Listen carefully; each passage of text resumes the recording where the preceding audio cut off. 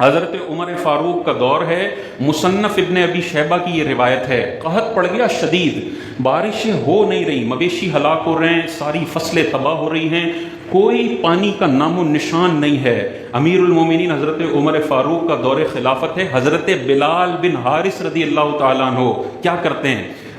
تاجدار کائنات کی قبر انور پر آتے ہیں اور عرض گزار ہوتے ہیں، یا رسول اللہ اپنی امت کے لیے بارش کی دعا کر دیجئے، آپ کی امت ہلاک ہو رہی ہے۔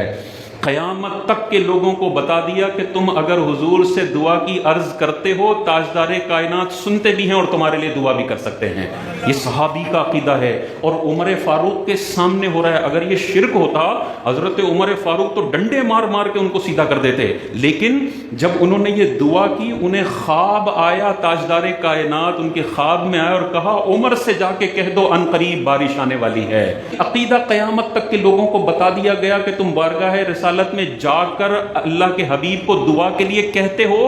دعا ہوگی بھی اور اللہ تعالیٰ جلدی تمہاری مشکلوں کو حل بھی فرمائے گا۔ اسی طرح دیکھیں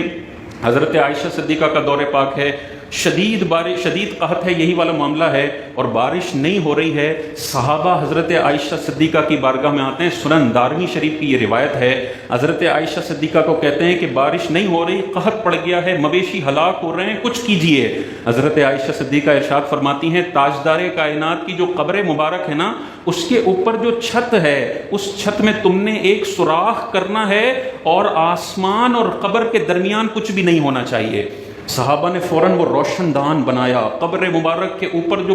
پتوں سے جو بنی ہوتی ہے نا، اس میں سوراخ کیا اور پورا قبر اور آسمان کے درمیان کچھ بھی نہیں تھا۔ روایتوں میں آتا ہے کہ جیسے یہ معاملہ ہوا کہ قبر اور آسمان میں کوئی فرق نہیں تھا، اتنی کثیر بارش ہوئی کہ سبز گھاس اگ آئی اور اونٹ گوشت سے بھر کر موٹے موٹے ہو گئے۔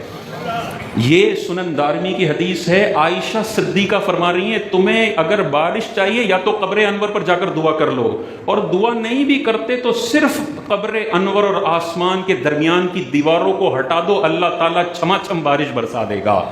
یہ دیکھیں، یہ وصال سے پہلے کے بھی واقعات ہیں، بارگاہ رسالت میں صحابہ آتے تھے اور وصال کے بعد قبر انور پر بھی صحابہ نے آ کر ہمیں بتایا ہے کہ جو قرآن میں اللہ تعالیٰ نے ارشاد فرمایا وَلَوْ أَنَّهُمْ إِذْ ظَلَمُوا، کہ قیامت تک کے مسلمانوں اگر تم اپنی جانوں پر ظلم کر بیٹھو، جاؤکا،